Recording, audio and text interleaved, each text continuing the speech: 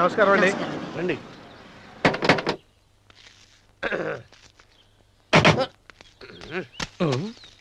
ఏంట్రా అన్నవరం పోజిచ్చి నిలబడ్డావు? అరటికల్ లోపల తీసుకురా. నేను తీసుకురానండి. ఏ నన్ను తీసుకెళ్ళమంటావా? మీరు తీసుకెళ్తారు, లోపల పెట్టుకుంటారు, మీ ఇష్టం. ఏమైందిరా నీకు? ఏమైందంటారేంటండి? లోపల నా గుండెలకు వస్తున్న ఎంకం ఉందండి. అది నన్ను ఎంత మోసం తెచ్చిందో తెలుసా అండి? ఆ విషయం నేనే మర్చిపోయాను. ఒరే అన్నవరం, తమరు మాత్రం వెంకమ్మను మోసం చేయలే? నేనే మోసం చేశానమ్మా. అదేనమ్మా, 100 ఎకరాల పొలం ఉంది, 200 ఎకరాల పొలం ఉంది అని చెప్పావు కదా. అందుకని నోరు మూసుకుని లోపలికి వచ్చి వెంకమ్మను నాకంటే ముందు నువ్వు పెళ్లి చేసుకో. ఆ తర్వాత రుక్మిణి నేను పెళ్లి చేసుకుంటా. అరటిగా తీసుకురా. నేను రాను. మీరని చెప్పినా నేను రాను. రావా? రాను. అయితే రామన్న చౌదరి గారికి చెబుతా. వద్దు వద్దయ్యో. తీసుకురా. నమస్కారం అండి.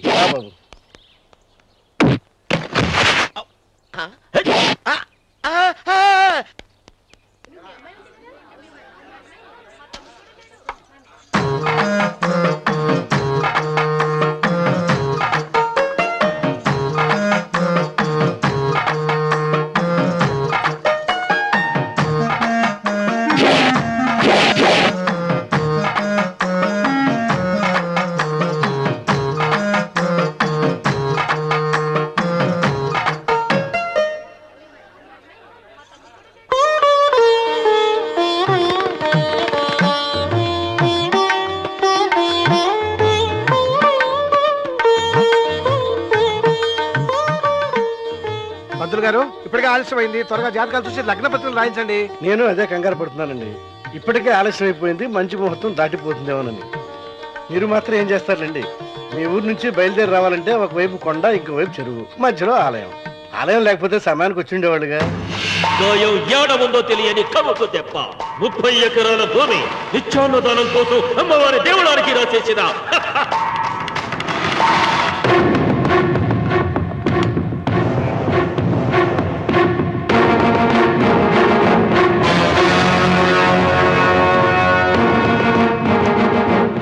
బావగారు ఏదో ఆలోచిస్తున్నారు. లాంఛనాలు ఏమన్నా కావాలంటే చెప్పమనండి. ఏమిట్రా ఇంకా ఆలోచిస్తున్నావు? రావుడు, వాళ్ళంతా కంగారు పడుతున్నారు. శుభం.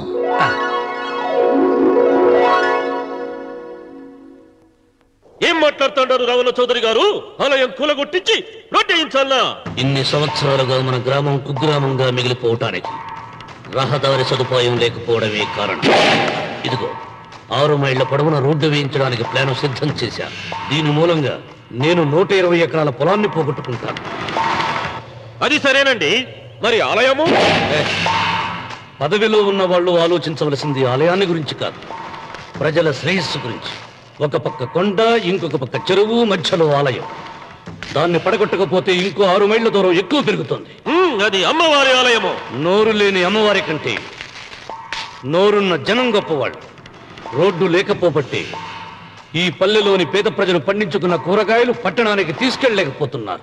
వాళ్ళ బాగు కోసం రోడ్డు వేయించి తీరుతాను. దానికోసం ఏమైనా చేస్తాను. ఏం చౌదరి గారు, మీ ఇంటి మొగదల శివలింగం అన్నే ఉండాలా? దానికి దినాము పూజలు పురస్కారాలు జరుగుతాండాలా? అమ్మవారి దేవాలయం మాత్రం కూలగొట్టాలనా? మీరు మీ ఇంటి ముందున్న శివలింగాన్ని పీకి పారేయండి, అప్పుడు ఆయన ఒప్పుకుంటాడు. నువ్వు ఈ మాటను అంగీకరిస్తున్నావా? ఒప్పుకోండి సాంబశివరావు గారు. ఈయన శివలింగం జోలికి ఏమాత్రం పోతాడో నేను చూస్తాను. కానీ ఏమి, ముందు శివలింగం పడగొట్టరి, ఎరుక సిరి ఆలయం గోడ మీద పలుగు వెయ్యరి.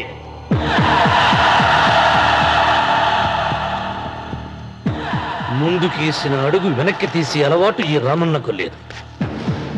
నేను మడమ తిప్పను. మీరు మాట తప్పితే మరణహోమమే.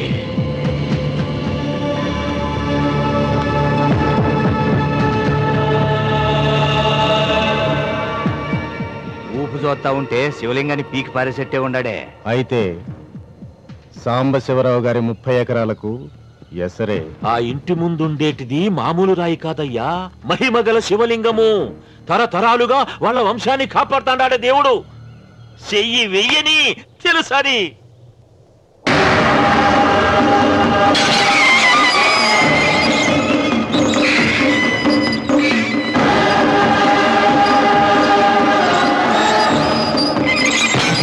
త్వరగా పైన అయ్యగారు వీధి గుమ్మ నుంచి వస్తున్నారమ్మా. వీధి గుమ్మ నుంచి వస్తున్నారు. ఆ నల్లరాయిని పెకిలించండి.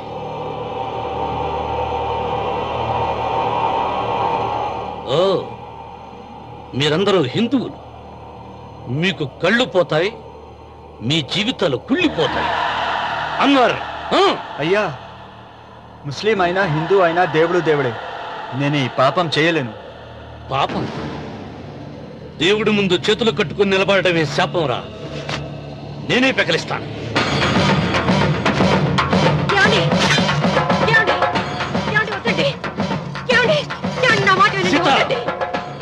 ఉత్తమ జాతి స్త్రీ ఒక్కసారి కోరిక కోరుతుంది, రెండోసారి అడగకూడదు.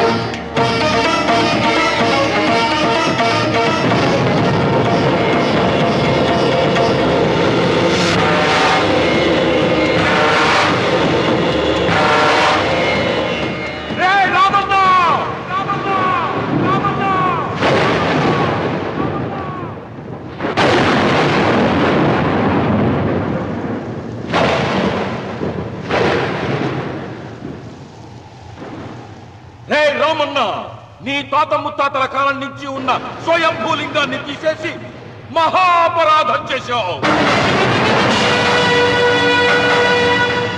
ఏ ఈశ్వరుడు నీ కుటుంబాన్ని వంశాన్ని 3 కళ్ళతో చల్లగా చూస్తున్నాడో ఆ శివుడికి నువ్వు కోపం తెప్పించావు. బాధ వేయించడానికి నువ్వే వడివిరా. భగవంతుడే వేయిస్తాడు. అమ్మవారి ఆలయాన్ని నువ్వు తాకలేవు. మళ్ళీ శివరాత్రి నాటికి నీ స్వహస్తాలతో నువ్వు ఆ స్వయంభూలింగాన్ని తీసుకొచ్చి యథాస్థానంలో ప్రతిష్ఠించకపోతే నీ వంశం నిర్వంశమైపోతుంది.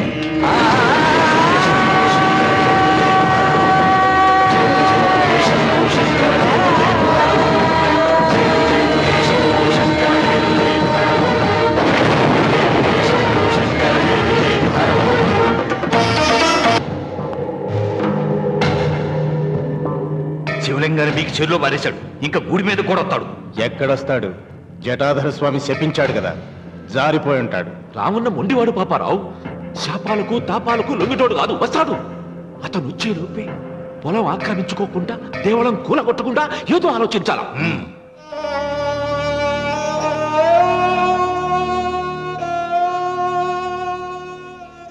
అన్నయ్య, ఆయనతో మాట్లాడే ధైర్యం నాకు లేదు. నువ్వైనా మాట్లాడి మళ్ళీ శివలింగాన్ని ఇక్కడ ప్రతిష్ఠించమని చెప్పు. వాడిని గురించి నాకంటే నీకే బాగా తెలుసమ్మా.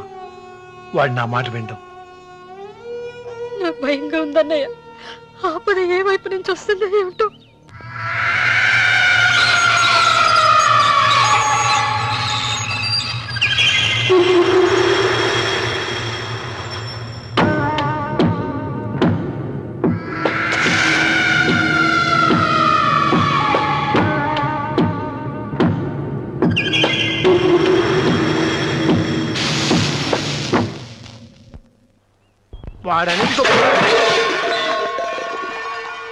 అరే ఏమిట్రా పని? మరి ఏం చేయమంటావు అమ్మా? నాన్నేమో ఆలయం పడగొట్టడానికి వెళ్తున్నారు. నా పెళ్లి అయిపోవటం ఖాయం. ఇంట్లో కూర్చొని నీకు వంట సాయం చేద్దామని వచ్చాను. అన్నయ్య, నువ్వే ఆయనకి ఏదో ఒకటి చెప్పి ఆలయం పడగొట్టకుండా చూడాలి. నేను మాత్రం ఏం చేయగలనమ్మా? వీడి పెళ్లి వరకు ఆలయం పడగొట్టకుండా ఉంటాను ప్రయత్నిస్తాను. ఆ తర్వాత వాడి దయ. అన్వర్, అయ్యా బండి రెడీ చేయి. రావుడు, నీతో ఒక విషయం మాట్లాడాలి. ఇలా కూర్చో.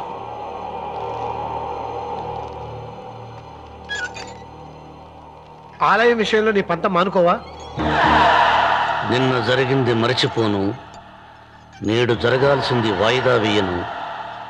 రేపు జరగబోయే దాన్ని గురించి ఆలోచించను. ఆలయాన్ని ఈ రోజే పడగొట్టిస్తాను. నీకు కావాల్సింది పొలం కదా, ఆలయం జోలికి ఎందుకు వెళ్ళటం? ఆ పొలం నాకు దక్కకుండా అడ్డుపడింది అమ్మవారి ఆలయమేగా. ఆలయాన్ని పడగొడితే ఆ పొలం నీదవుతుందా? అవుతుంది. ఆ సాంబశివరావు పొలాన్ని రాసింది ఆలయానికేగా. ముందు ఆలయాన్ని పడగొట్టించి, ఆలయమే లేదు కాబట్టి ఇక పొలం ఎందుకని ప్రశ్నించి అప్పుడు నా స్వాధీనం చేసుకుంటాను. కొడుకు పెళ్లికి తాంబూలాలు పుచ్చుకున్నావురా. 3 ముళ్ళు వేయించకుండా ఆలయం పడగొట్టాలని బయలుదేరుతున్నావు. ఇది ఏమన్నా ధర్మంగా ఉందా?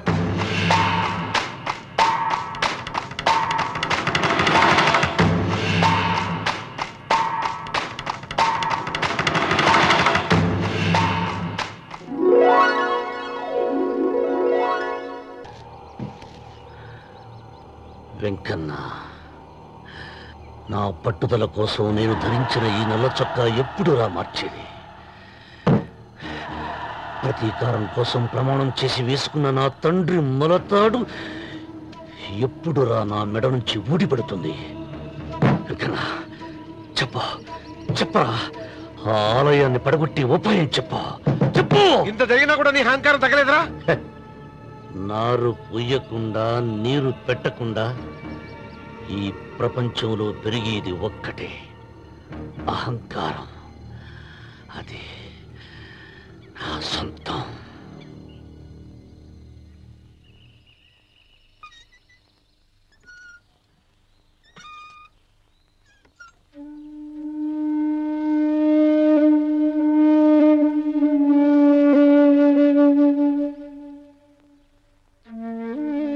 పిల్లలు వెళ్ళిపోయారు, కోడళ్ళు వెళ్ళిపోయారు. వచ్చే రాఖీ పండుగ నాటికి ఇది కట్టడానికి నేను కూడా ఉండకుండా వెళ్ళిపోతానేమో. అవే మాటలమ్మా. నువ్వు నిండు 100 ఏళ్ళు బతకాలమ్మా. 15 రోజులు కూడా పిల్లలు లేకుండా బతకలేకపోతున్నదని 100 ఏళ్ళు ఎలా బ్రతకలన్నయ్య?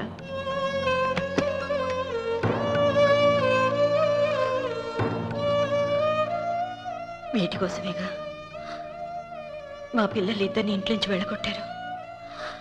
నేను చనిపోయాక మా ఇద్దరు కోడలికి సమానంగా పంచిపెట్టమని చెప్పు. ఇప్పుడు ఎందుకమ్మా అదంతా? అసలే నీ ఆరోగ్యం బాగలేదు. నన్నెప్పుడు నిండు ముత్తైదుగా చూడాలనేది ఆయన కోరిక. పోయే ముందు ఒక్కసారి నిండుగా అలంకరించుకోవాలని ఉందన్నయ్య.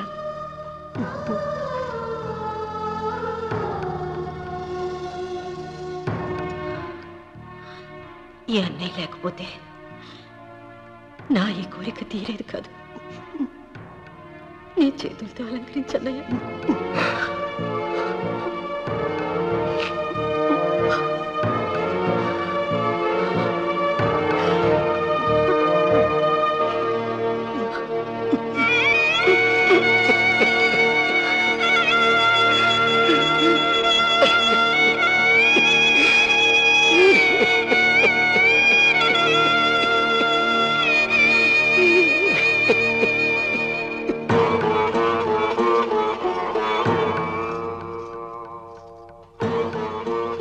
ఏమిటి సీత? వడ్డానం పట్టట్లేదు, సరిగ్గా పెట్టండి. పేరంటానిక భర్త ముందు అలంకరించుకుని కూర్చోవడం కంటే ఆడదానికి వేరే పేరంటే ఉంటుంది చెప్పండి. ఏమండి, మీరు ఉత్తమ జాతి స్త్రీ రెండో కోరిక కోరదు అన్నారు. అందుకే మిమ్మల్ని అడగలేకపోయాను. కానీ చనిపోయే ముందు నీ ఆఖరి కోరిక ఏమిటి అని అడుగుతారు. నా ఆఖరి కోరిక ఆ శివలింగాన్ని తీసుకొచ్చి ఇంటి ముందు ప్రతిష్ఠించండి. సీత, పళ్ళు గట్టిగా ఉంటాయని, నాలుక మెత్తగా ఉంటుందని మనం పళ్ళకే ఎక్కువ విలువనిస్తాం. వయసు పైన పడుతుంటే ఒక్కొక్క పన్ను రాలిపోతుంది. వయసు పెరుగుతున్న కొద్దీ ఒక్కొక్క బిడ్డ దూరం అయిపోతాడు. కానీ నాలుక మాత్రం భర్తకు భార్య లాంటిది, భార్యకు భర్త లాంటిది. బ్రతికినంతకాలం తోడుగా ఉంటుంది. బిడ్డలు దూరం అయిపోయారని ఏదోదో మాట్లాడుతున్నా. సీత, నా మీద కోపం వచ్చిందా?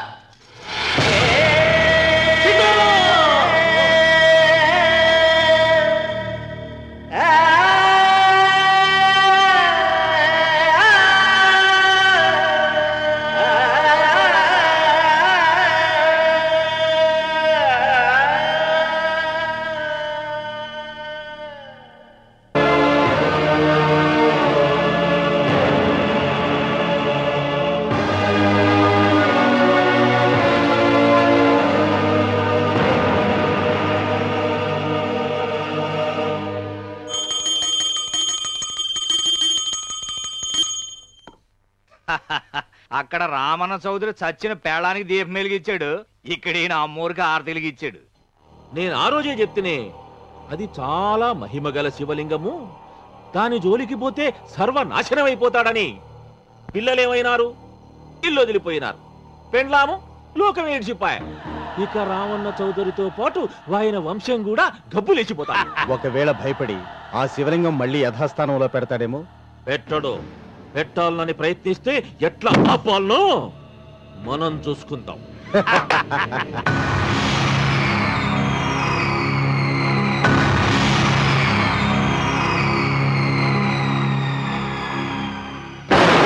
ఆలయాన్ని పడగొట్టించి ఆలయమే లేదు కాబట్టి ఇక పొలం ఎందుకని ప్రశ్నించి అప్పుడు నా స్వాధీనం చేసుకుంటాను. అమ్మవారి ఆలయాన్ని నువ్వు తాకలేవు.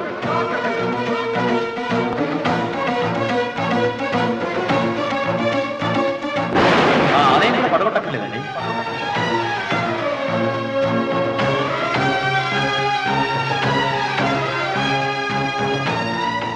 నీ వంశం నిర్వంశమైపోతుంది.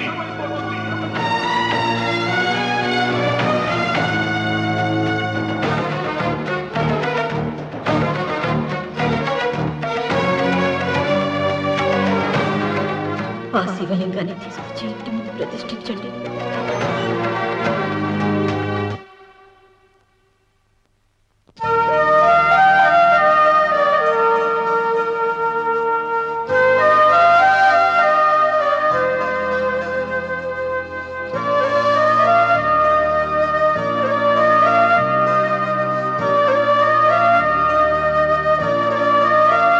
రావుడు, ఆ 6 నెలల తర్వాత నీకు శుభవార్త, నీకు మనవడు పుట్టాడురా.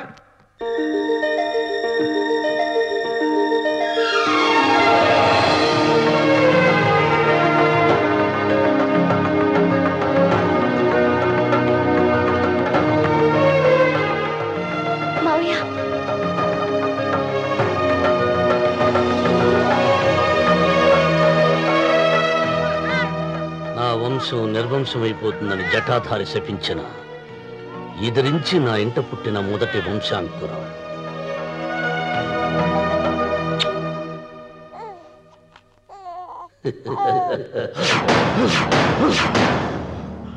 నవ్వుతున్నాడు.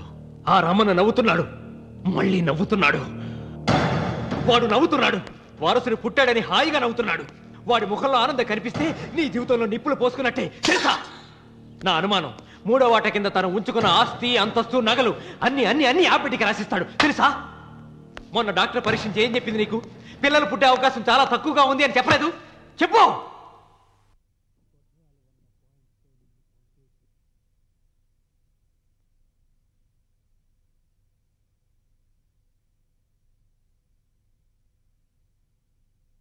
తను ఉంచుకున్న ఆస్తి, అంతస్తు, నగలు అన్ని అన్ని అన్ని ఆ బిడ్డకి రాసిస్తాడు తెలుసా? మొన్న డాక్టర్ పరీక్షించి ఏం చెప్పింది నీకు? పిల్లలు పుట్టే అవకాశం చాలా తక్కువగా ఉంది అని చెప్పలేదు? చెప్పు. గొడ్రాలు అన్న పాయింట్తో నిన్ను పంపేసి మళ్ళీ కొడుక్కి పెళ్లి జరిపిస్తాడు. దిక్కుతోచని నువ్వు ఆత్మహత్య చేసుకుని చచ్చిపోతావు. ఇదంతా జరగకుండా ఉండాలంటే నీ తోడికోడలు కన్న బిడ్డని కన్నట్టే చంపేయాలి. ఈ భయాలేవి పెట్టుకోవద్దు. మీ నాన్న గుండెల్లో కత్తి కసా కసా దింపిన కసాయి వాడి మీద పగ తీర్చుకుంటున్నాననుకో, అంతే. బిడ్డ చచ్చిపోతే దిగులుతో రుక్మిణి చచ్చిపోతుంది. ఆమె పోతే ఈ ఇంటికి, ఆ ఇంటికి, అసలింటికి అన్నిట్లో నీదే పెత్తనం.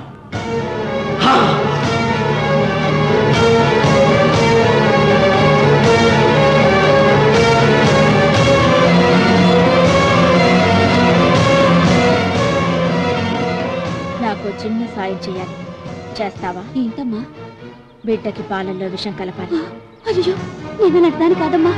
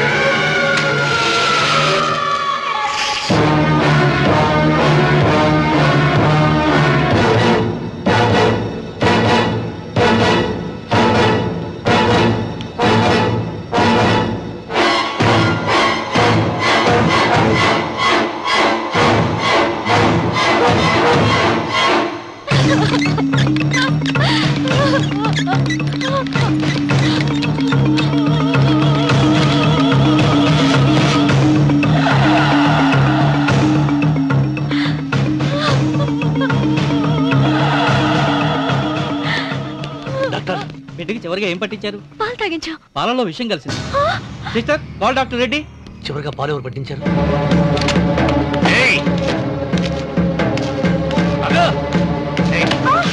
పాలలో ఏం కలిపావు? నాకేం తెలియదు బాబు. నిజం చెప్పు. చెప్పదు బాబు. మీ మరదలే డబ్బిచ్చి బాబుకు పాలలో విషం కలపమని చెప్పింది.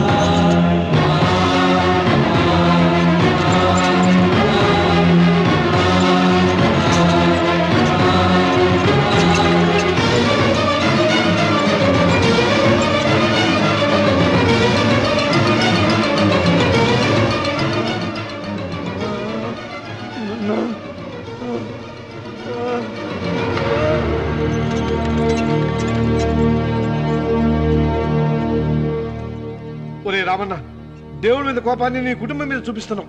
కింద జన్మలో చేసిన పాపం వల్ల నీ తండ్రి అలా అయిపోయాడు, కానీ ఈ జన్మలో చేసిన పుణ్యానికి కాదురా. దేవుణ్ణి చూపించు అన్నావు. నీ కనుపాపంతో ఉన్న సూర్యుడినే కన్నెత్తి చూడలేని వాడివి అసలు దేవుణ్ణి ఎక్కడ చూడగలవరా? రామన్న, శాపాన్ని ఎదిరించి పుట్టాడని గర్వపడిన నీ మనవడు ఇప్పుడు చావు బతుకుల్లో ఉన్నాడు రా. గాయపడిన నీ రెండో కొడుకు ఇక్కడ చచ్చిపోతే నీ పెద్ద కొడుకుని ఉరి తీస్తారా? కొడుకుల్ని, కోడల్ని, మనవణ్ణి, భార్యని అందరినీ పోగొట్టుకుని నువ్వు ఒక్కడమే బతికి సాధించేదేమిట్రా? శివలింగాన్ని ప్రతిష్ఠించమను అన్నయ్యా అని నన్ను బతిమాలి నిన్ను ప్రాధేయపడి తన ఆఖరి కోరిక తీరకుండానే చచ్చిపోయింది నా చెల్లెలు. బ్రతికుండగా నీ భార్య కోరిక తీర్చలేదు. కనీసం ఆవిడ ఆత్మశాంతికైనా ఆ శివలింగాన్ని తిరిగి తీసుకొచ్చి మళ్ళీ ప్రతిష్ఠించరా, ప్రతిష్ఠించు. ఆ శివలింగాన్ని తీసుకొచ్చి ఇంటి ముందు ప్రతిష్ఠించండి. నీ బిడ్డని కాపాడుకోవడానికి కొద్ది గంటలే టైం ఉంది. శివరాత్రి ఘడియలు ముగిసిపోతే నీకు పశ్చాత్తాపం మిగిలిపోతుంది తప్ప వంశం మిగలదురా. వెళ్ళు, త్వరగా వెళ్ళరా.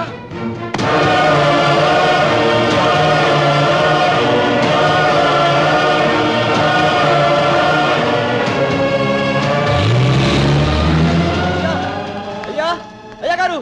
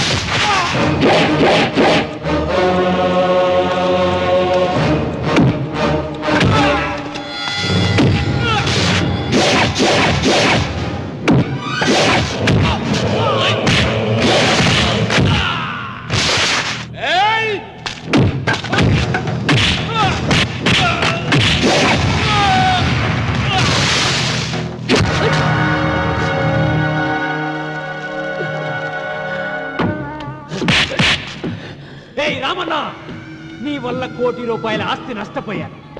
నేను ఇష్టపడిన సీతను నాదానిగా చేసుకోలేకపోయాను. నిన్ను నీ వల్ల 14 ఏళ్ళు శిక్ష అనుభవించాను రా.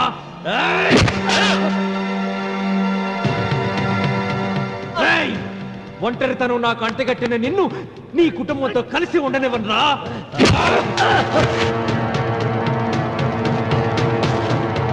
నిన్ను చంపి నా పగ తీర్చుకుంటాను రా.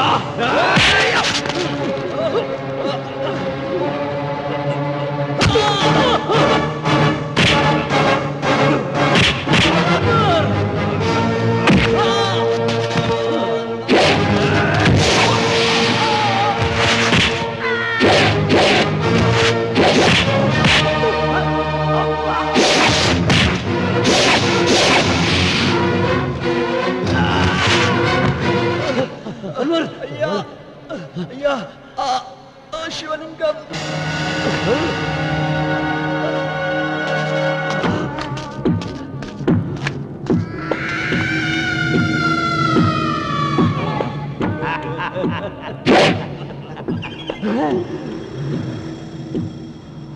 ఏయ్, రాయలసీమ రామన్న చౌదరి,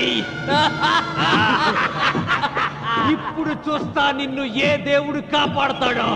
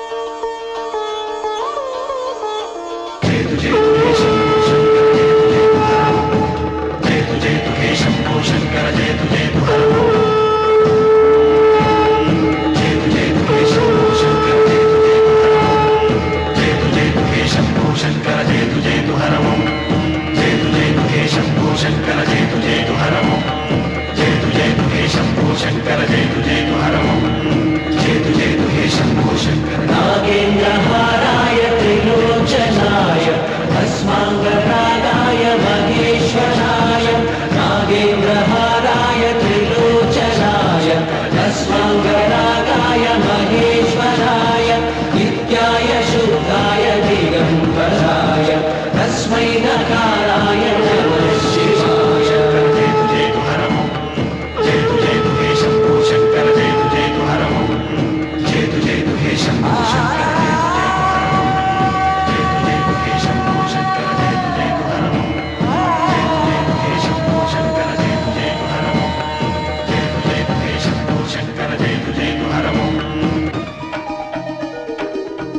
రామన్న చూసావరా భగవంతుడు లీలా, నీ కొడుకు కోడలు మనవడు అందరూ గండ నుంచి బయటపడ్డారు. ఇక మురళికి శిక్ష పడదు, నీ కుటుంబం అంతా చల్లగా ఉంటుంది.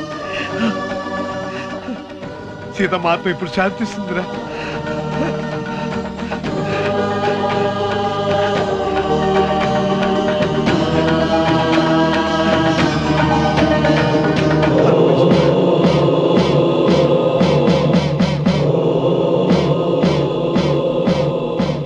రామన్న రామన్న రామన్న